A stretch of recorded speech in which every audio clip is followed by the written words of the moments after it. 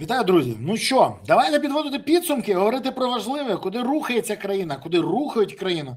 Чи правда, що найближчим часом може щось змінитися в форматі перемовин, і що для цього повинно статися? Про що говорять представники влади, коли кажуть, що Фіцо може передати Путіну формат і те, що можуть обговорити?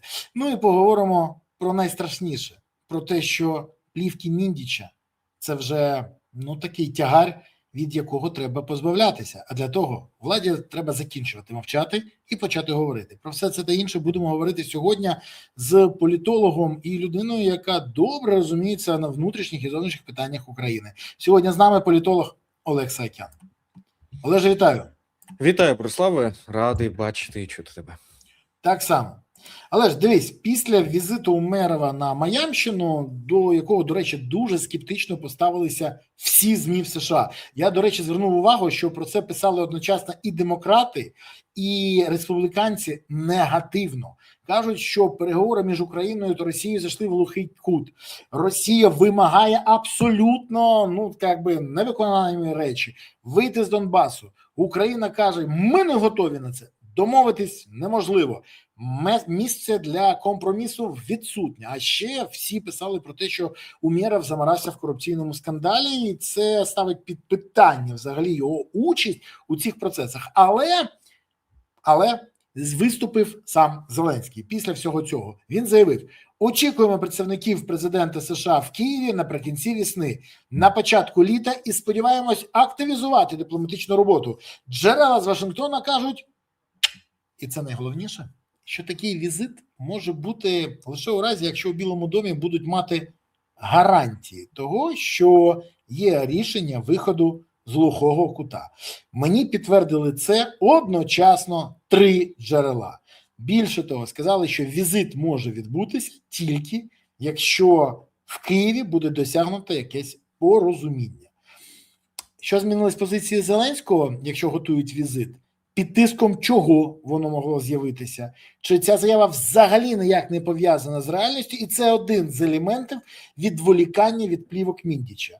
Але ж обіцянка приїзду представника президента Сполучених Штатів не за дуже високе намагання переключити увагу?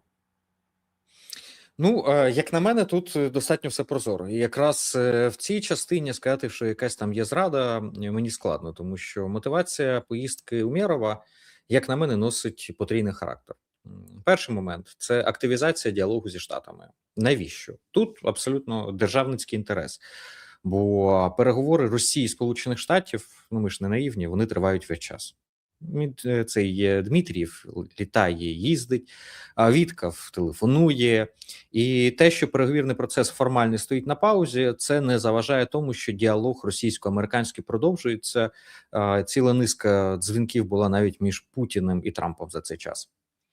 А з українською стороною, з боку Сполучених Штатів, кажуть, нам не до того, в нас Іран. Тому інтерес України формалізувати, витягти цей діалог на формальний рівень, коли він із Україною є, і відповідно тоді і російський також калібрований під це, він в наших інтересах. Чому одразу в Росії заявили, що ми виходимо з переговірного процесу? До цього мовчали, а тут різко на тлі якраз візиту Умєрова активізувалися. Другий інтерес цього візиту – це, безперечно, 9 травня. І активізація цього діалогу під 9 травня, тому що зараз вирішується в Києві, чи бити по параду, чи не бити. Явно, що профільні служби і армійські, зокрема, структури підготували різні сценарії дій. Бити по параду, бити по інших об'єктах, не бити якісь симетричні заходи, реалізувати. Явно, що сценаріїв декілька. Рішення приймається цими днями, причому я певен, що буде приймати, скоріш за все, навіть сьогодні пізно ввечері або вночі.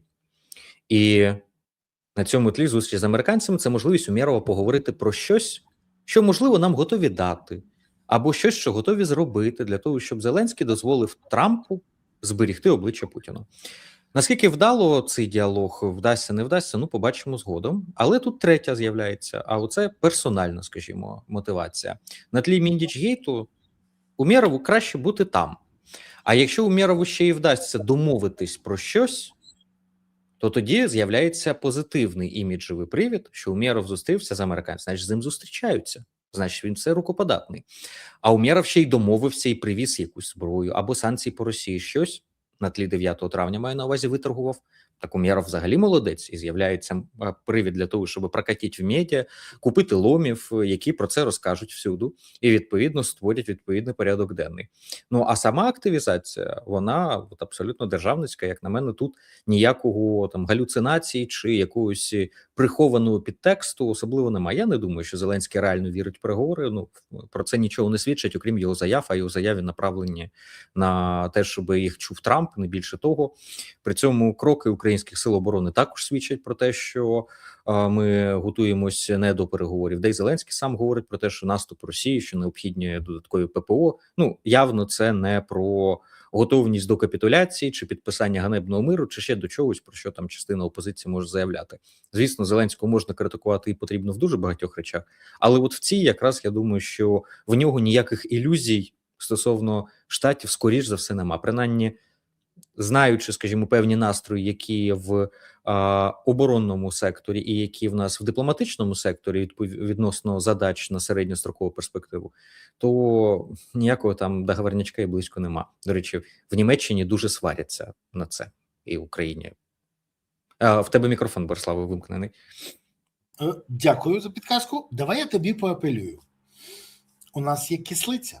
У нас є і інші дипломати високого рангу. Я не про посла в Сполучених Штатах, яка, м'яко кажучи, отримавши навіть агреман, так і не стала тим, хто може на щось впливати або чогось досягати. Хоча фотки з-під стола в неї непогані, доволі прикольні. Коли всі інші сидять за столом, а вона під столом. Це окремо. Це жанр, шоу-біз, це інфотеймент. Інфотеймент повинен теж існувати. Але у нас є хто може поїхати. Далі. Ти розумієш, навіть якщо приїде 5-й сантехнік 6-го розряду, з ним будуть розмовляти, якщо він буде представляти Україну офіційно. І ми це розуміємо. Будь з ким будуть говорити. Колись на одній зустрічі в Брюсселі я почув, ми говоримо з Єрмаком не тому, що ми йому довіряємо, або не тому, що він має авторитет, а тому, що він має мандат представляти Україну. Саме тому будуть зустрічатися із Умєровим. Навіть якщо зараз Міндіча делегують, і ти це знаєш не гірше за мене, та звісно, бо він буде мати той мандат. Я сподіваюся, що це не буде реалізовано в Офісі Президента, це не підказка, це сарказм. Для тих, хто сьогодні дивиться там, я пояснюю. І останнє, коли ти кажеш про те, що він може щось привезти, Володимир Олександрович дуже чекає, що він привезе позитивні новини з ФБР. А оце, і я зможу зараз дати анонс, незабаром про це напишуть всі інші. Українська Правда, Цензор, Дзеркало тижня. До речі, не напише, як завжди, Лівий берег, РБК і інше. Домовитись не вдалося. От так. Якось так сталося. З ФБР знову домовитись не вдалося. Про це говорять добрі язики з Майамщини і Вашингтонщини. Ти знаєш, у мене є злі язики, а тут добрі. Так сталося. І щоб поставити останню крапку, ти знаєш, тут не договорняк. Я боюсь іншого. Я дуже боюся, що цей візит став можливим через плівки Міндіча. Я не жартую. Поясню чому. Ти пам'ятаєш його заяви? Я ніколи не підпишу і не дам підписати угоди про копалини, якщо там не буде домовленості про гарантії безпеки для України. А потім окремий генерал приїжджає в Київ, привозить теки, показують Зеленському, і вже за декілька днів все підписано, все проголосовано. На Зеленського можна тиснути компроматом, вже це тоді зрозуміли всі. Більше того, Трамп каже, я йду до Сенату і буду там зачитувати компромат на Зеленського. З'являється допис, в якому Зеленський пропонує вибачитись і зам'яти цю тему скандалу в Білому домі. Я чому кажу? Є у американців. І я боюсь, що це, що з'явилося, дало їм додаткову можливість тиснути. Додатково. Я не знаю, на що вони домовляться. Я не вірю, що Зеленський скаже, ми виводимо війська. От я чесно кажу, це я не вірю, бо його розірвуть і не на картонковому Майдані, Але те, що він може початися гратися знову в стару гру під назвою референдум, від якої нещодавно відмовився, або щось ще, і його ватне оточення може щось йому запропонувати, я навіть сумніву не маю. Я тобі кажу це, я тому що розумію. Тому цей скандал – це не тільки інформація, це ще й інструмент, на жаль, який може тиснути на нашу владу. І це теж не варто забувати. Ми про це поговоримо трохи пізніше. Друзі, я хочу вас попросити зараз. Поставте ті вподобайки, бо я зараз подивився, всі уважно дивляться, більше і більше людей. Олег може підтвердити, ваші вподобайки додають каналу. Це не тому, що я хочу, щоб ви зараз. Канал тоді YouTube показує, інші теж бачать. Допомагайте іншим теж дізнатися цю інформацію. Поставте вподобайку, підпишіться, прокоментуйте. До речі, напишіть, що ви думаєте з цього приводу і звідки ви дивитесь. От я вже бачу. Варшава, Дубна, Луцьк, Хмельницький, Харків, Вінниця, Дублін, Італія, Харків, Київ, Париж, країна Басків, Іспанія. Мабуть, я такі з країни Басків, до речі, знаю тільки Барселону. Не може Жерона. Хоча я не впевнений, що Жерона це країна Басків. Треба розбиратися. Хоча ні, почекай, країна Басків, подивимось. Вітання з Барселони, Карлівка вітає. Солдат Роман, останній раз був в Карлівці в 21-му році в доміку, там лікують зуби для військових, я приїжджав разом з лікарями. Таке місце. Привіт Чернівців, Львів, Харків, знову Сполучені Штати, Харків, Кривий Ріг, Україна, Канів, Цюріх. Мені так подобається, коли поряд стоїть Канів і Цюріх, я тобі чесно кажу, от я просто кайфую з цього. Ізмаїл, Бровари, Дрогобич, Львів, Троя, нарешті Троя, Швейцарія, Теремки, Київ, Бердичев, Франкфурт на Майні. Дякую, що пишете. Дякую, що ви такі активні. Дякую, що ви дійсно підтримуєте канал. Ужгород, далі будемо Шепетівка, Прага, Львів, знову, Миколаїв вітає. Пишіть в коментарях, звідки ви дивитесь. Це важливо завжди, і ми завжди перекличку нашу ведемо. Але ж, Олеже, ти сам це згадав. Напередодні помічник Путіна Ушаков заявив: Кремль вважає безсенсовним тристоронні перемовини Росія, США, Україна, поки Україна не виведе війська за межі контрольованої нею частини Донбасу. До речі, вони могли ще додати, і поки в кожному місті Києва не відкриється філіал ФСБ, а Конституція не буде офіційно зареєстрована російською мовою. Чого ні? Якщо вимагати, то вимагати. Давай так. Це ж нормальна ситуація. Хоча у шизофреніків те, що загострення, це окрема історія. Але ж, скажи мені, будь ласка, от ти кажеш, що це якби там напередодні 9 травня. До речі, тут дуже актуально пригадати слова митця з Гамлету або феномен датського кацапізму. Там, правда, було купатися чи не купатися, а тут бити чи не бити. Гадські це питання втомлюють мене. А може, і далі. Скажи мені, будь ласка, по-перше, як ти думаєш, будуть бити, не будуть бити? І навіщо ця заява? Це шантаж, констатація факту або спроба повернути тему в інформаційне поле? Тому що миттєво після, я дивлюсь, з'явилася заява одного з найватніших радників Зеленського і його спікермена Літвіна. Прем'єр Словакії Фіцо під час візиту до Москви може донести до Путіна пропозицію України у готовності до переговорів на рівні лідерів. Знову це прохання. З приводу розмови на рівні лідерів, ти моє відношення і вся аудиторія вже давним-давно знаєш. Я вважаю, так, 100%. Тут вже не до тебе. Але ж вони знову це підалюють. Це такі треш. Я можу дати позитивне, скажімо, припущення стосовно цього. Я його давав вже багато разів. Але воно існує поруч з негативним, тобто яке також всі знають. Я думаю, тут ніякої новини нема. Повертаючись до Ушакова, перш за все, давай по порядку. Перший момент. Його реакція, верніше, його заява. Це реакція на потенційну активізацію діалогу з Україною, і, відповідно, Росії одразу треба вставитись в порядок денний. Це суто інструментально. Чому? Бо вони намагаються прокатитися на інформаційному шлейфі. Візит Умєрова, це, відповідно, в медіа щось піде, щось заяви будуть. І коли медіа будуть брати заяву, щось сказав Умєров, або щось сказав Вітков, або американська сторона заявила, так прийнято в стандартах журналістських, що береться позиція іншої сторони. І якщо в цей день, за день до цього, якщо в цьому проміжку є заява по цій же темі російській, то будуть приводити, що в свою чергу Росія заявила, або в свою чергу в Росії, або на цьому тлі російський представник заявив.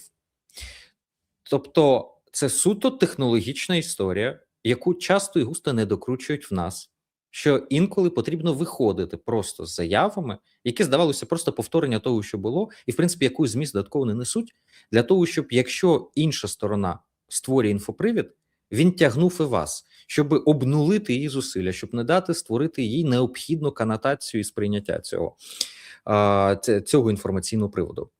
Тому, власне, Ушаков виходить і змінює, саботує, торпедує той порядок денний, який створюється Штатами України. Другий момент. Чому саме така заява? Ми виходимо з переговірного процесу тощо. А тут відповідь для нас лежить в зверненні Путіна до Трампа з приводу перемир'я на 8-9 і в рознарядці, яку отримали з вчорашнього дня російські пропагандисти і почали її проганяти в телекі в різних форматах. Так от, Путін звернувся до Трампа з тим, що перемир'я на 8-9 травня. Не до України звернувся, ясно, до Трампа. Задача цього, вона достатньо розумна, підступна. Так, це не рятує Путіна, але не треба недооцінювати його. Відходимо на крок назад. Парад нинішній для Росії – це парад страху і параної. Це, власне, парад без перемоги. Він сам по собі є пам'ятником кволості, недієздатності, неспроможності досягнути тих цілей СВО і всього іншого. Біда в тому, що відмінити цей парад, біда для Росії, ще гірше, бо в такому випадку з'являється просто вакуум, діра на місці найсакральнішого дійства, яке є центральним в сакральному календарі путінського режиму, російського режиму впродовж року. Не Новий рік звернення президента, це таке собі, ритуалістика чиста. Там не Різдво чи Великодень, 1 мая і все інше. Ні. День Побєди. Саме День перемоги, він є наскрізним, і в ньому режим проходить реініціацію щороку, підтверджуючи свою сутність як сильного, сутність як великого, велика побєда, монополія на неї, а суспільство як гвинтика більшої місії. Це і є ідеальним святом для рашистського режиму, де все збудовано на культі сили, збудовано на ідеї виключності, правда, культурні, не расові, не етнічні, а велика культура. І на ідеї про маленьку людину, яка нічого не вирішує, ніякої відповідальності не несе. Ідеальна форма, парад 9 травня. Тому не провести його – це взагалі катастрофа. Його приходиться проводити от таким куцем, недолугим тощо. Путін грає зараз дуже поганими картами на руках. Але він вміє перетворювати слабкості на свій ресурс. Далеко не завжди виходить на силу, далеко не завжди виходить виграти, але підмінити гру і перетворити це на ресурс, токсичну для себе тему, він реально це вміє. Це не моє навіть там висновок, а це висновок цілої низки дослідників Путіна, його біографії, його становлення путінського режиму, причому як іноземних, так і російських. Власне, це червону лінію багатьох дослідників проходить. Саме це вміння Путіна, яке відмічали значна частина людей з його команди на різних етапах його становлення як політика, зокрема вже і за президентських часів, причому в різних етапах. І він робить перший крок, він робить звернення до Трампа з тим, щоб перше, видати Україну в поганому світлі. Це ж Україна відкине, а Путін та за мир. І звернутися до Трампа, заперечуючи, ігноруючи суб'єктність України. Тут Україну було відіграно на ура, оголосити перемир'я до того, все чудово, треба віддати належне, тут прям ідеально. Краще і складно собі було вигадати, відреагувати. Але було ще дві задачі. Друга задача Путіна – це виставити Трампа неспроможним, тому що фактично натравлюючи на Україну, в умовах, коли Трамп нічого не може зробити, примусити Україну, Трамп не може примусити Європу, Путін вирішує другу задачу. Він виставляє Трампа як тим, хто нічого не рішає. Тобто Путін звернувся, а воно утонуло в бездну його звернення. До речі, це нам навіть на краще. Якби Трамп зараз би почав би пижитись навколо цього, а все одно б нічого не зміг досягнути, на це, певно, що розраховували в Кремлі, він би виглядав би значно ще глузливіше, ніж наразі. І третя задача. Об Трампа рікошетом відповісти тим, хто за його спиною Путіна стоїть. Елітам, які все більше пихтять стосовно того, що, може, треба було домовлятися з Трампом. От коли Трамп тоді пропонував, треба було приймати, а не ставки підіймати, бо зараз би перспективи були би, а так Путін перебрав карти і несеться все в прірву. І Путін каже, дивіться, ну от Трамп, він нічого не вирішує. Він і тоді не міг натиснути на Україну, він же пробував. І на Європу він не може. Нас би надули, нас хотіли обвести вокруг пальця. Тому, бачите, от він не домовляється, а я то зробив все. Я звертався раніше, дух Анкоріджа, все інше. І отут от пропагандисти, про яких я вже згадував, вони почали буквально цю тезу розповсюджувати від вчора, що Путін звернувся, а Трамп нічого не міг зробити, і Трамп нічого не зробив, і взагалі Трамп зламався, все, Трамп слабкий, і всі зусилля Росії, в принципі, вони не дають ефекту, тому що Росія все хоче, Росія ініціює, навіть компроміси пропонує. А це все отам от зліє Британія, Європа, Україна, всі інші, і навіть Трамп все ліг під англосаксів. Ну і оця єресь розповсюджується. Тому завдання Ушакова зіграти в тезу про те, що Трамп не здатний нічого зробити. І, власне, Росія виходить з переговірного процесу, вона зробила, максимум запропонувала. Там є третій ще пасаж, який є, власне, направлений на внутрішню аудиторію, зокрема. Це пасаж про те, що ультимативно Україна має вийти з окупованих територій, щоб взагалі можна було розпочати сутнісний діалог про завершення російсько-української війни. Тобто вийти з територій – це не вимога для завершення війни, а це вимога з боку Росії для того, щоб Росія сіла за стіл і почала домовлятися. Це не вимога фінальна, а це вимога, як міра довіри науково називається, захід довіри для того, щоб розпочати посутнісний діалог. І оцей момент, який є, мало хто помітить на Заході, на жаль, з публічного поля, але направду Ушаков тут дуже чітко окреслив стратегію Росії.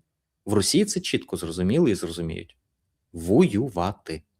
Варіанту реальних переговорів і варіанту реального завершення війни дипломатичним шляхом не існує. Це все уловки, які чудово розуміють і навіть цього не приховують, тому що цей меседж, він обернутий назад, він для власної аудиторії робився в цій частині. І з 9 травня Путін спробував цю токсичну для себе тему розіграти як ресурс і принаймні щось з цього вичепити і використати це принаймні в деяких питаннях, в яких хоча б це можливо зробити. Друзі, а можу вас попросити странне таке питання, дивне може, дуже дивне. Напишіть, ви за те, щоб бити 9 травня по Москві чи ні? Зразу скажу, що можна бити не пробити оборону, бо там дуже щільна оборона, але ж можна і щоб вдача нам посміхнулася. Тому пишіть зараз, бити або не бити. І ми зараз отримуємо відповідь, кого більше. Бо я ті кажуть, що да навіщо нам потім Москві бити, все буде збити. Краще бити, наприклад, по тих містах, де зняли зараз ППО. От, наприклад, з Ярославля перекинули ППО, вдарили по Ярославлю, з Грозного зняли. Сьогодні вночі до Грозного прилетіло. Ростов взагалі там веселуха, тому що все зняли і відкинули до Москви. Тому зараз ця історія, ну, скажімо так, цікава, дуже цікава. Пишіть, бити чи не бити. Я, до речі, хочу сказати, у нас тут такі цікаві глядачі. Ну, те, що привіт Сум, у нас, можна сказати, тихо, це нормально. Умань, Бердичів, Черкаси, Миколаїв, Санкт-Петербург. Да, і таке у нас є. Мабуть, все ж таки почали цікавитися, ну, що відбувається справді, щоб хоч хтось розказав. Розкажемо, повірте. Ужгород, Львів, Прага, Шепетівка, Люкс, Миколаїв, Буча, Харків, Краматорськ, Кривий Ріг, Жирона. Жирона – це Каталонія. Все ж таки, ну, помилився трохи. Україна, Львів, Кріво де Жанейро. Я догадуюсь, це цікаво. Я в перший раз Ну, я зрозумів, що це Кривий Ріг, але перший раз таке. Серйозно.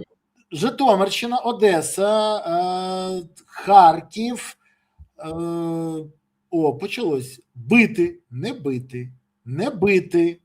Бачиш, є різне. Обов'язкова участь у параді дронів. Полтавщина вітає, Поділ, бити і підтримую, до речі. Дубно слухає. Дубно, а що ви скажете, бити чи не бити? Пишіть про це. От зараз напишіть, будь ласка, в коментарях. Не бити, пише пані Ірина. А ми з тобою поговоримо ще про один момент. Поки лунають заяви, що ні, ми не будемо розмовляти з Україною, Росія вже готова до діалогу з ЄС, але сама його ініціювати не буде. Це заявили, говорячи вуса Кремля, Песков у відповідь на публікацію Financial Times. А авторитетне видання стверджує, що Євросоюз не влаштовує, як переговори по завершенню російсько-української війни веде президент США Дональд Трамп. А також те, що ЄС не бере в них участі. Ми з тобою говорили про це і вказували. Те, що Україна погодилась на це, велика помилка Зеленського і тих, хто його переконав погодитись на це.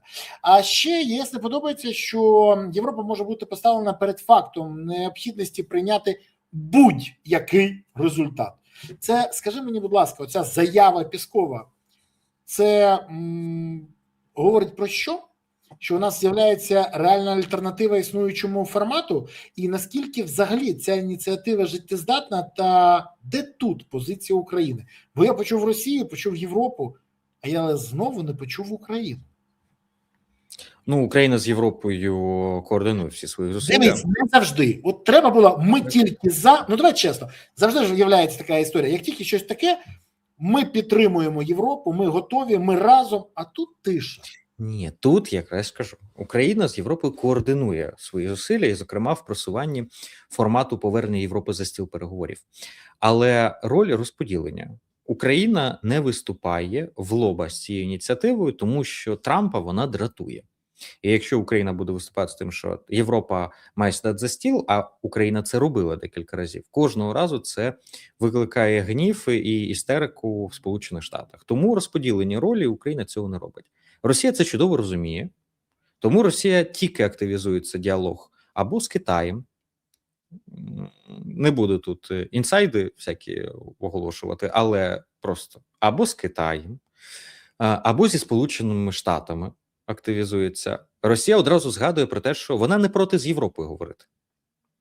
Як тільки діалог України згасає, Росія одразу апелює до того, що виключно Сполучені Штати все вирішують, а взагалі Європа не вирішує нічого, і з нею ніхто говорити не буде. Тому це реакція на те, що якраз певні точки дотику зараз почали створюватись.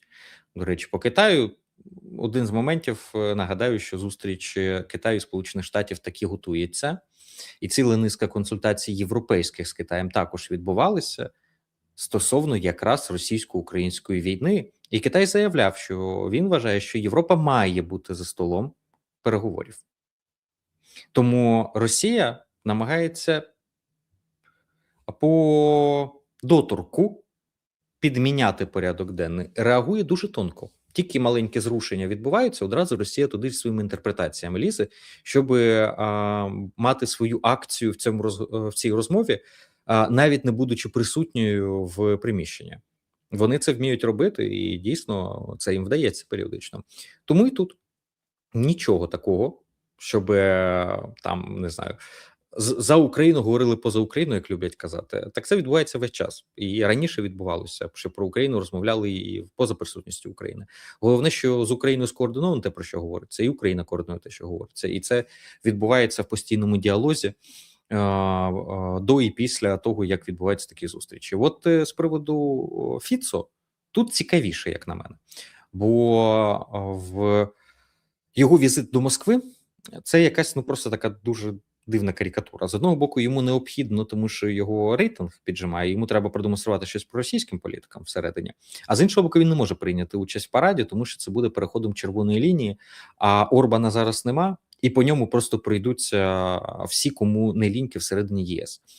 І він це чудово розуміє. Тому він заявляє про добросусідські відносини з Україною, хоча є розбіжності, і тут активізації почали відбуватися, інтенсифікація діалогу, і умови одразу Фіцо знімаються, і взагалі ледь не підмінили. І, скажімо так, це перший фактор. Внутрішньоєвропейський, те, що Фіцо ніби підмінили, але йому необхідно якусь проросійське декламувати, тому що йому потрібно зберегти ядро свого виборця, не розмити. Другий момент. Попереду нас чекає низка переговорів з ЄС відносно відкриття кластерів, відносно діалогу про євроінтеграцію, в якому велику роль будуть відігравати, ключову роль, країни-члени і їх голосування, підтримка чи не підтримка. Угорщина блокувала, наприклад, відкриття першого кластеру Fundamentals. І Словаччина також підігравала цьому. Наразі Словаччина змінила свою позицію і сказала, що вони підтримують євроінтеграцію України і, скоріш за все, розраховуються на те, що вони підтримують відкриття кластеру. Чи не стало це торгами з закритими дверима? Що ми знімаємо будь-які перепони на вашому шляху, але дозвольте нам поїхати в Москву. А щоб поїхати в Москву, Фіцу, йому треба певну легітимність для цього. І Україна може сказати, так, окей, добре, ми зі свого боку кивнемо головою, коли ви скажете, що ви їдете передати меседж від нас. А ми скажемо, що цей меседж – це знову зустрітися на рівні лідерів, і ми це прокомунікуємо в Вашингтон якраз на тлі зустрічі в Вашингтоні. Таким чином, демонструючи, що ми, як завжди, віддані переговірному процесу, ми хочемо з Росією говорити. От навіть на Фіцу ми погодили, що він поїде і Путіну це передасть, а Фіцу закриває своє внутрішнє електоральне питання, а при цьому Словаччина голосує так, як необхідно Україні і ЄС. Десь приблизно таку конструкцію я бачу навколо цього його візиту Пацкока, майже безпосадкового рейсу з Словаччини до Москви і назад, бо він там взагалі якусь декілька годин всього планує провести, а якщо навіть не менше, взагалі достатньо дивна ситуація, виключно піарівська, судячи з усього, ну або можливо якісь там ще є непублічні, можливо, якогось іншого характеру потреби злітати літаком з дипломатичним вантажем, туди і назад, який не перевіряється, до Москви. Десь, у нас, поки я читаю, поки ти говорив, величезна кількість людей пише, як бити, так і не бити. Те, що я говорив. І, до речі, це ознака вільного суспільства. Це ознака, де є різні точки зору, і це обговорюється.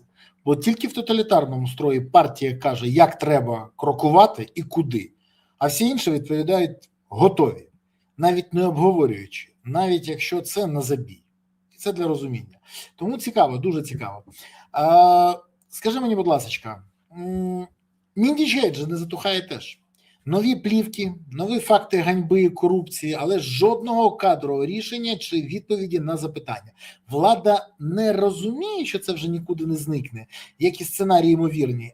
І, до речі, хто ж такий Вова, для якого будують дім в династії? І давай відверто скажемо. От дивись, є дуже смішні моменти, як влада почала намагатися якось відповісти і вляпається в нові скандали. Бо це якийсь треш. Бо в Офісі президента нарешті вперше відреагували на плівки Міндіча. Кажуть, жодних рішень не буде. Процитую радника Офісу президента Михайла Подоляка, який відповів на вимоги звільнити Умерова після публікації цих плівок. Якщо ми будемо ухвалювати фундаментальні рішення на підставі публікації транскрипції, так вони називають плівки Міндіча, не хочуть слово Міндіч навіть згадувати. Як ви кажете, це трохи буде дивно для системи управління. Це перше. І друге, Умєров дав розгорнуту відповідь на ті закиди, які є. Він хоче з'ясувати автентичність цього транскрипта тощо. І тут же збрехали, бо Умєров взагалі ніякої відповіді не давав. І навіть сказав Верховній Раді, я нічого звітувати не буду. Все. Більше того, коли журналісти звернулися в Офіс Умєрова, вони сказали, що вони не коментують це. Дивись, а Офіс може президента не брехати, навіть викручують. От той самий випадок, коли мовчи, Химко, мовчи. І тут класика, це ж український фільм, хай подивиться, я не знаю, ну це може показати. Там неймовірно грає Олег Борисов, там взагалі чудовий Київ, там дивитися з одного задоволення. І він ляпає своїм язиком, показує, що він, по-перше, просто відбрехується.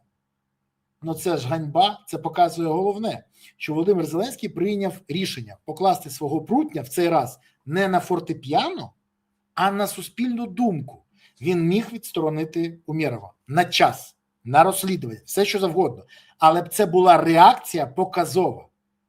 Ні, вперто. Я не буду. Це, до речі, нагадує всі інші історії. Коли йому казали, не треба позбавляти НАБУ і САП незалежності. Я буду. Наївся лайна, відкатив. Йому казали, звільни Єрмака. Ні, не буду. Наївся лайна, вимушено звільнив. Зараз, ну це ж та ж сама історія. Чи я не правий? Правий, але тут ширше навіть контекст, якщо так брати. Просто я, чесно кажучи, стільки вже разів за цей тиждень прокоментував цю тему із різних боків. Ганьба тобі, що ти коментував це на інших каналах, а не в мене. Ганьба. От треба Друзі, було... напишіть, будь ласка, ганьба Саакяну, що він не витримав і прокоментував в інших місцях. Хоча, до речі, коли розумну людину запрошують на інші канали, це ознака того, що з цією людиною все добре. Головне на різних власників і різної політичної орієнтації. Це, до речі, добре. Ні, для мене, до речі, відійду на особисте. Знаєш, для мене колись стало просто таким визнанням певною мірою і запам'яталося. От те, що реально полестило.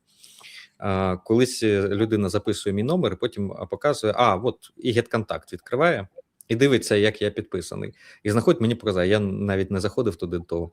І показує, написано «Саакян, політолог, нейтрал». І я думав, нічого собі. Ну, оце визнання прийшло, звідки не чекали. Бо необхідно ходити на різні. До українофобів не ходжу, до ворожих не ходжу. Але в українському сегменті український націоналізм, по-моєму, Бойко на початку ХХ століття сформулював, що український націоналізм починається з усвідомлення, що в Україні немає ні зайвих людей, ні зайвих територій. Ми тут всередині можемо сваритися, можемо сперечатися, можемо миритися, любитися, що завгодно, але тут немає чужих. Тут навіть негідники, вони все одно свої. І повертаючись до теми Міндічгейта, це наші, в тому числі негідники, і нам з цим жити, нам з цим розбиратися, і нам з цим бути. Тому проблема тут не тільки в тому, як реагують чи не реагують. Влада в черговий раз вирішила відіграти цей кейс з нульовою сумою. Але за результатами в проміжках між них виходить потім велика плата.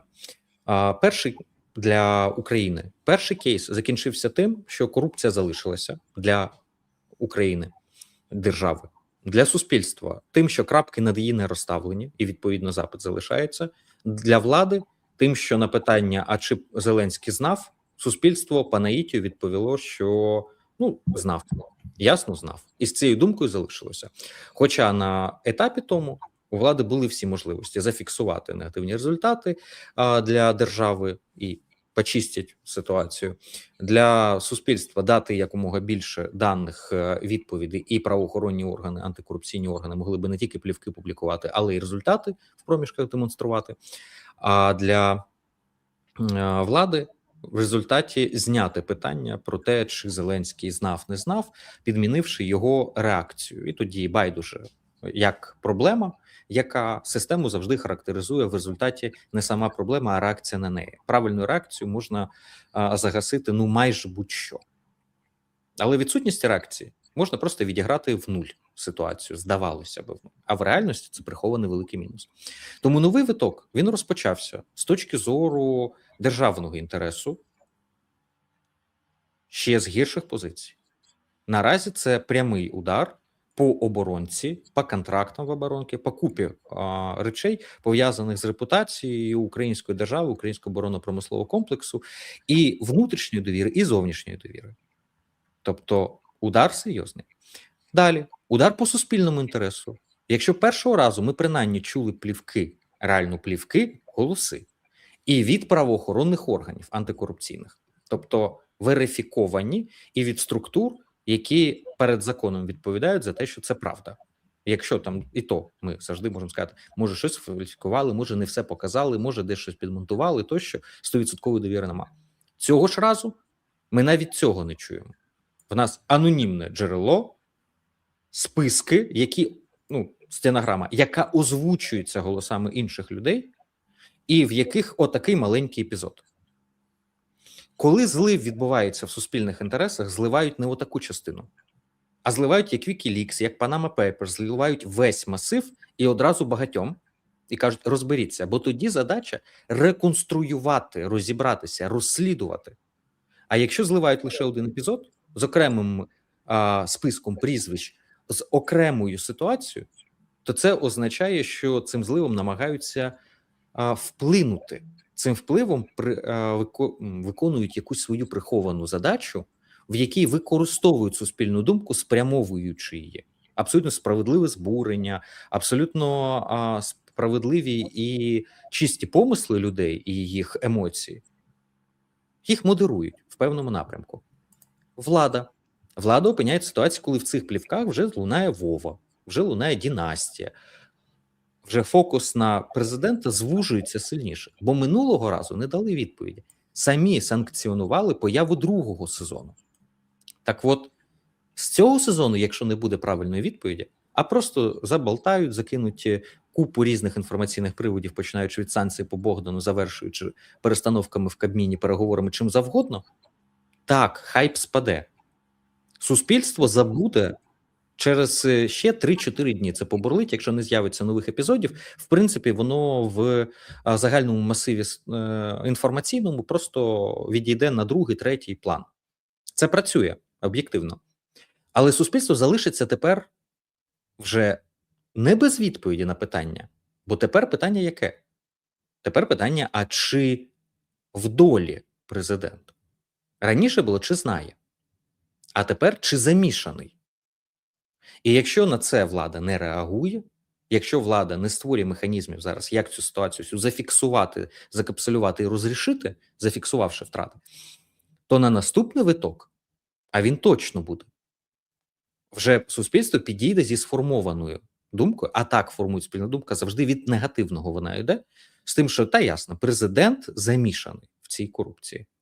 Так от, третій виток, якщо в нас були спочатку хоча б плівки від структур, зараз в нас стенограмою дуже обмежені і озвучуються іншими особами, то на третій виток може бути змонтовано все, що завгодно. Штучний інтелект і не таке зробить, і може бути закинуто росіянами, американцями, всередині, ображенками всередині самої влади, якимись іншими суб'єктами. І це може бути абсолютний фейк, але відсутністю реакції і тим, що не закрито це питання, влада сама санкціонує те, щоб на цьому полі по ній топталися і по ній били з будь-яких можливих боків. І це стає діркою і для суспільного інтересу ще більше ним зманіпулювати, і для державного інтересу ще більше розширити цю дірку в українській національній безпеці, і для самої влади наступного разу вже напряму вдарити. Уявляємо собі там, не знаю, 15-секундний аудіозапис. Програми штучного інтелекту дуже легко зараз створять чудовий запис, який не відрізнити для пересічної людини розмови двох людей. Масиву даних, як розмовляє Зеленський, достатньо, щоб штучний інтелект всі патерни його мови, не тільки голос, але й манеру считав. Так само, як по всім іншим фігурантам, вже достатньо також матеріалів. Дуже легко. 15-секундний, де повторюється діалог а-ля плівок Мельниченка. Бо наразі це все рухається приблизно по тому сценарію, і фламінго вже стають умовно українськими кальчугами. І там діалог приблизно такий самий, як був у Кучми. І трапляється щось, неважливо, вбивство кого чи щось інше вішають, якусь зраду. Як реагувати? Знову мовчати? Санкції проти кого вводити? Чи Кабміні ліжка переставляти і прізвище змінювати? Як в такій ситуації реагувати владі? А ситуація вже буде настільки глибоко в одному місці, що хорошої реакції вже не залишиться. Бо зараз туди прямують і зараз не відрізають цього хвоста, який волочиться за владою. Тому мені навіть там лізти в чергове обговорювати цей Сенсбанк і непотізм, фаворитизм і корупцію українську, чи розмови Міндіча Умєрова і чому Умєрова в Штати відправляють, а не Умєрова відсторонюють, в мене навіть інтересу нема зараз.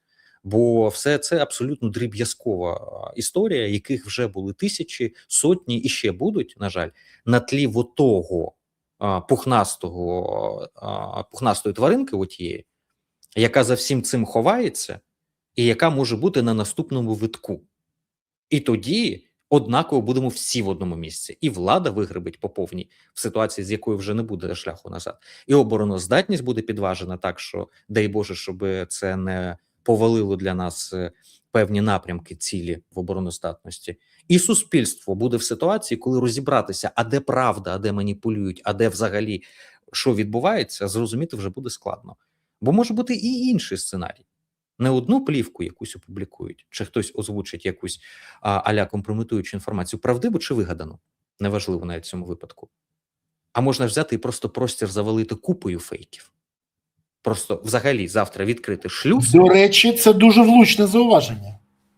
І в такому випадку, звісно, влада ніби навіть вийде, комусь владі може прийти таке в голову, з а-ля перемогою, тому що все дискредитовано, все замішано.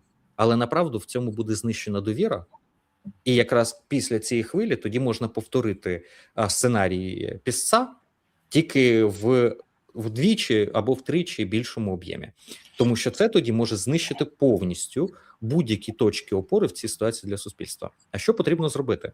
Я 10 секунд буквально. Так. Створити інституцію, яка в умовах війни має мандат на те, щоб розбиратися в таких складних питаннях, які знаходяться в сферах або на межі військово-оборонного комплексу, державних замовлень, оборони і дипломатії. Так, як це були комісії Конгресу створені, так, як в Ізраїлі створено комісію відповідно, так, як в інших державах. Комісія Трумена.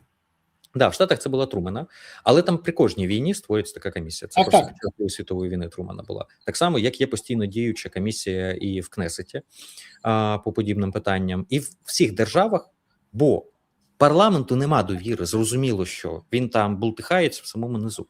Але правоохоронні органи в таких ситуаціях не можуть нічого відповісти, бо в них дуже вузька компетенція і вузьке поле. Антикорупційний, і вони завжди будуть всюди бачити корупцію. Так само, як молоток завжди всюди буде бачити цвяхи. І вони можуть не побачити диверсійну підривну діяльність за цим. Просто непотізм і просто телефонне право, яким там оптимізовують процеси. Бо не завжди корупція – це от весь той ворог, який відноситься до корупції. Це може бути як набагато гірше, так і може бути взагалі нешкідливо, направду. Якщо цим займається поліція, в неї ще вужче. Якщо цим займатиметься СБУ, вони всюди зрадників будуть шукати. Немає того органу, який міг би компетентно відділити зерна від полови. Тому це робить зазвичай парламент. Що парламент може в українському випадку зробити? Знайти по одній або дві людини в кожній фракції порядної, адекватної можна.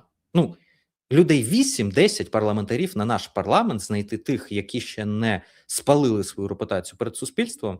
Запитайте мене не в ефірі, я назву десяток точно тих, яких би можна було б в таку комісію запросити. Від різних фракцій, причому буде рівнозначно. Друге, знайти по декілька людей з різних сфер: військово-промислового комплексу, юридичної практики, фінансово-гуманітарної політики, міжнародного права. По дві людини буквально знайти таких. Також в нашій країні все ще можливо. Коротше, знайти 20 порядних людей, для яких репутація не порожній звук, точно можна. Щоб вони пройшли всі перевірки на причетність до іноземних спецслужб, агентурної і так далі, все інше. Контррозвідувальний режим максимальний. І дати їм доступ до таємниці державної. Пройти максимальну преселекцію суспільну, широкого діалогу з суспільством навколо цього, різних гравців тощо, і так далі. Також можна зробити. Але тут ключове в основі має лежати. Треба бути готовими, що прийдеться здавати своїх, і треба бути готовими до того, що ця комісія реально відріже цю ситуацію і розбереться, де по фаєрпойнту, де реальне виробництво, і де реально державний інтерес, де реально дотримання цін, конкуренції тощо, а де, можливо, не зовсім. Розібратися по телефонному праву, коли міністр з кимось домовляється і там постачання тощо, коли це в інтересах обороноздатності, щоб швидше відбувся процес, бо таке буває, правда. А де це про зловживання, про контракти, де це про витоптування поля конкурентів, знищити їх, щоб свої підприємства зайшли під державні замовлення. Така комісія чітко може в цьому розібратися. І по багатьох інших епізодах, не буду їх всі перелічувати, але без подібного суб'єкта ми будемо ходити по колу, причому це така спіраль, яка бурить і з кожним колом спускається все глибше і глибше туди, де слизько, холодно і страшно, в саму глиб всієї цієї ситуації забурюється. Я тебе зараз поверну на землю. Це Та не буде цього, ідея. ми чудово це знаємо, я ж чомусь сказав. Ні, це правильна ідея, але призначать не тих, хто буде незалежний, компетентний, а лояльних. І на цьому все закінчиться. Я тобі розкажу зараз одну історію. Одну, але дуже таку цікаву. Напередодні виборів, коли пішов вже процес виборів, в Верховній Раді вимушено створили комісію ТСК по вбивству Каті Гандзюк і нападам на громадських активістів. І головна проблема була, хто очолить цю комісію. Угу. Влада розуміла, що ця комісія може стати інструментом по дискредитації і атаки. Ну, все розуміло. Опозиція, якщо там хтось буде такий, опозиція боялася, що влада поставить своїх людей, які напишуть все, що потрібно, і буде всі білі пухнасті, а навпаки опозиція погана. Там переляканих кількість людей було неймовірно. Просто. І тоді покійний Андрій Парубій мене запитав. Ми тут обговорювали всіх, єдине на кому зійшлись, це ти, Береза. Погодишся? Але ти ж розумієш, що це таке? Я говорю, я розумію. Тебе будуть ненавидити всі. До тебе будуть ходити всі. Ти постійно будеш під увагою. Але, я кажу, дивись, мене все це не цікавить, мене цікавить одне. Чому хоче опозиція мене? Я розумію. Але чому хоче мене коаліція, яку я загнобив тим, що вона не ходить на засідання, приймає фіктивні закони. Там, ти ж пам'ятаєш, я їх гнобив якось. Тож, я Добре пам'ятаю. Да, і я бив постійно по головному. Є проблеми, їх треба вирішувати. І мені тоді Парубій каже, пам'ятаєш, ти очолював ТСК по Яценюку? Я говорю, в тебе ж з ним була заруба така, що в усмерть. Я говорю, але ти вийшов і сказав з трибуни доказів, юридично доведених, що Яценюк брав хабар, немає. При тому, що всі знали, що ви в війні страшній. Оце переконало, що ти зараз кажеш те, що є. Я говорю, але я буду казати. До речі, саме тоді я познайомився з мером Херсону, у нас з ним чудові стосунки, і він це пам'ятає, і коли він повернувся з полону, ми з ним говорили, він каже, я пам'ятаю дуже добре по цій комісії, бо ви тоді розірвали все. Я до чого це кажу? Опозиція переконала коаліцію призначити людину з опозиції. Це найголовніше. До речі, всі ТСК були під опозицією. Всі, ти пам'ятаєш, в минулому скликанні. Всі. І коли призначали мене, вони боялися найбільше, я ж, знаєш, як це, різкий, як сітро. Так от вони сказали, що боялися, але коли потім ми звітували, ми називали прізвища, ми називали посади, ми всіх перерахували, хто має нести відповідальність. І ця група, хто вбив Катю Гандзюк, сказала, що до комісії взагалі жодної претензії. Жодної. Бо ми відпрацювали на невідмінно. Але це було погоджено, щоб отримати результат, а не імітацію бурхливої діяльності. А зараз ми з тобою обидва знаємо, влада буде намагатися поставити ту людину, яка на чолі цієї комісії, яка буде лояльна або на гачку, або не буде там нічого говорити. Бо мовчання теж добре сьогодні оплачується, і це, на жаль, проблема. До речі, Дякую всім, хто дивиться нас зараз і поставив вподобайки. Окремо, от мені дуже приємно, коли таке з'являється. Вітання від ЗСУ Сумщини. Інших військовим теж я щиро дякую, що ви витрачаєте замість того, щоб відпочити свій час на перегляд цих програм. Дякуємо вам за захист, дякуємо ЗСУ і дякую всім іншим. Також тут Полтава вітає з Берліну, Дубно слухає, Студінка, Вінниця, Варшава, Латвія. Так, далі Запоріжжя, Нивки, це Київ, для тих, хто не знає, Кривий Ріг, сьогодні Кривий Ріг потужно, Трускавець, Шепетівка, ТРЦ Блокбастер. Мене завжди, це Київ, мене завжди цікавило. ТРЦ Блокбастер, це вже Поділ чи ще Почайна, бо це напроти ж Оболоні. Так і досі відповіді не знаю. Далі Жирона, Усть-Каменогорськ, за границей. Це теж непогано.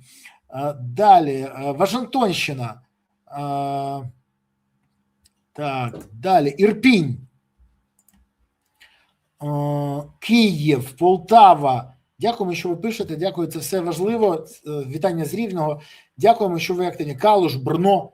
Пишіть в коментарях. Ми завжди, ви бачите, проводимо і перекличку, і все інше. Але не забувайте. І перекличку, і санітарні дії в чаті. Да, але найцікавіше, щоб ви розуміли, я давно не бачив, щоб 60% людей поставили вподобайки. Сьогодні дуже активний ефір. Я вам дякую за це. Це дуже неочікувано і приємно. Скажи мені, будь ласка, Україна хоче зараз отримати дані про своїх громадян у ЄС для підготовки їхнього повернення. Про це заявило Мінсоцполітики. Ми хочемо, щоб українці поверталися додому, але це має бути добровільне та усвідомлення рішення. Скажи мені, будь ласка, це Мін'єд 2.0 чи імітація бурхливої діяльності, щоб показати, хоч щось роблять? Більше того, я поговорив з деякими чиновниками Євросоюзу, вони кажуть, так захист даних, як ми можемо це передати? Це неможливо зробити просто. І чи може хтось хоче просто використати цю інформацію на виборах, якось вже колись? Я маю сумнів, як ти вважаєш, це для чого робиться і чи надасть ці дані Європа? І ще маленька така інформація. Чехія зараз пропонує виплачувати українкам до 14 тисяч за народження дитини. Це про виплату, про виплату догляду за дитиною до 3 років, яку зараз українські біженці не отримують, а можуть отримати лише громадяни Чехії. А за даним Чехії, в країні живе 155 тисяч 815 українок. Це для розуміння, мотивація. Німеччина запускає зараз декілька одночасно програм для інтеграції української молоді. Надання освіти, пропозиція отримання житла і робота. У Сеймі Польщі фіксується, що у разі виїзду українців, це останній звіт, економіка Польщі зазнає проблем, а ВВП помітно впаде. Європейські країни почали серйозно займатися зміною статусу українців з біженців на надання їм можливості жити в своїх країнах і інтеграцію їх в своє середовище. А чим відповідає на це Україна? Гетманцевим і Міндічем? Наскільки взагалі, скажи мені, будь ласка, це робить Україну привабливою для повернення? І оці рухи Мінсоцполітика, дайте нам дані. Це що таке? Слухай, це той буде виключний і рідкісний випадок, коли відповідь на питання від мене буде коротшою, ніж питання. І не тому, що ти довго його озвучував, а тому, що відповідь від мене буде дуже коротка. По-перше, ніхто даних не дасть, це незаконно. По-друге, така заява направлена на те, щоб проімітувати бурхливу діяльність, бо, судячи з цього, актуалізувалися питання в Офісі Президента, а що роблять по поверненню, і треба продемонструвати, що ми ж працюємо. А третій момент – це те, що за цим стоїть абсолютне невігластво і нерозуміння, що такі дані ніхто не дасть, що це незаконно. Але заявляється, що такі дані будуть намагатися отримати. Що можуть отримати? Статистичні дані, так. Тобто дані про кількість, хоч до кожного міста, хоч до кожного будинку, власне, якщо такі зібрані дані є, по статево-віковій структурі, по всьому чому завгодно. Але ім'я, прізвище, номер телефону, номер страховки, нічого подібного ніколи не передадуть. тому що це заборонено, і потім українці можуть за бажання просто в судах затягати місцеву владу, якщо такі дані будуть передаватися.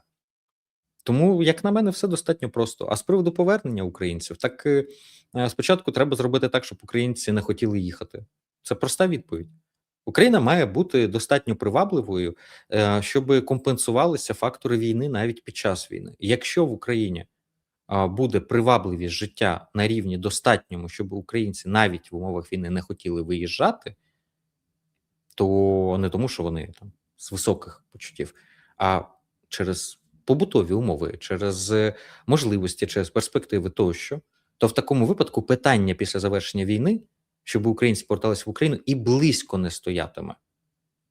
Але якщо Україна буде залишатися країною, яка інтенсивно, не інтенсивно, а екстенсивно використовує свої ресурси, тобто вичерпуючи їх, спалюючи, якщо в Україні будуть продовжувати мінтіджгейти і все інше, то в такому випадку зневіра буде лише ширитись, а не навпаки. І тоді люди навіть за умов відсутності війни будуть хотіти звідсіля виїжджати. Коли говорять про міграцію, іноземці і так далі, так, в такому випадку тоді в Україні світить максимум трудова міграція. Тих, хто готовий навіть в умовах війни сюди їхати і працювати просто за ті гроші, за які не готові українці працювати. Бо вже такі ситуації є. Наймають вже і на будівництво по 600-700 доларів іноземців, забезпечуючи житлом, усім. Вже в Україні такі приклади є. А ти знаєш, чому їх наймають? Взагалі, от я говорив з одною людиною, яка саме наймає сьогодні тих самих індусів, інших. Він каже, їх гарантовано в мене не забере ТЦК. Я не жартую тобі, це фраза, відповідь.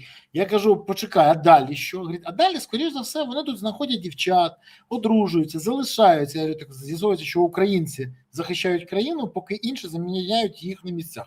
Ну це, мені здається, треш такий, неймовірний. Ми з тобою про це говорили 3 роки тому приблизно в ефірі, і я попереджав. І з тобою, і з Магдою, і з іншими. Але ж ми ж це попереджали про це. Да, що саме так буде. І тоді сміялися, коли я казав, що будуть завозити іноземців.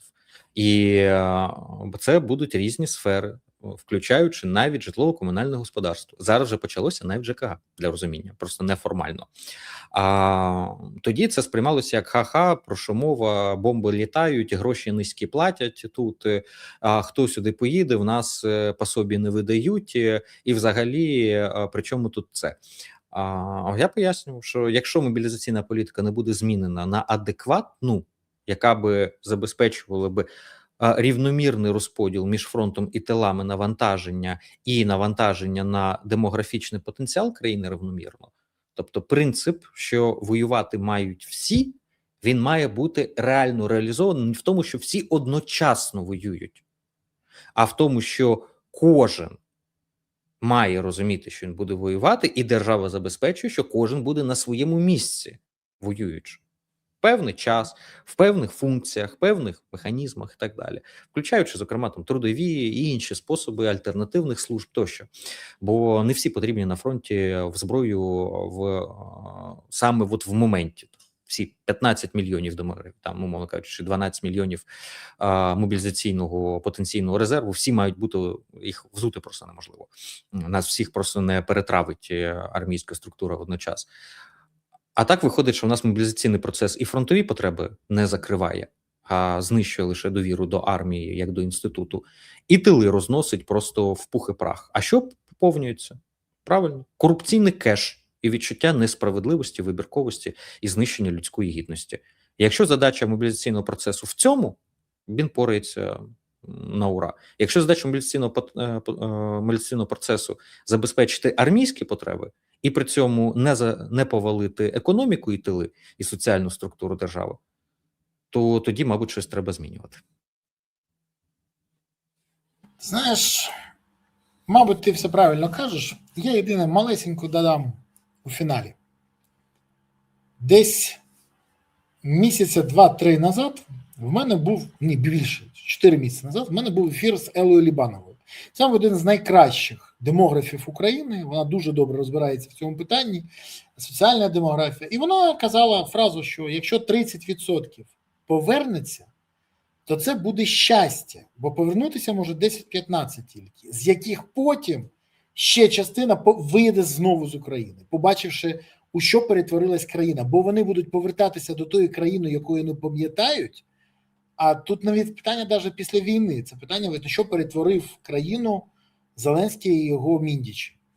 І після цієї програми в мене була розмова з двома економістами, які сказали дуже прості речі. До речі, нещодавно таку ж саму тезу в мене Олексій Кущ в ефірі казав.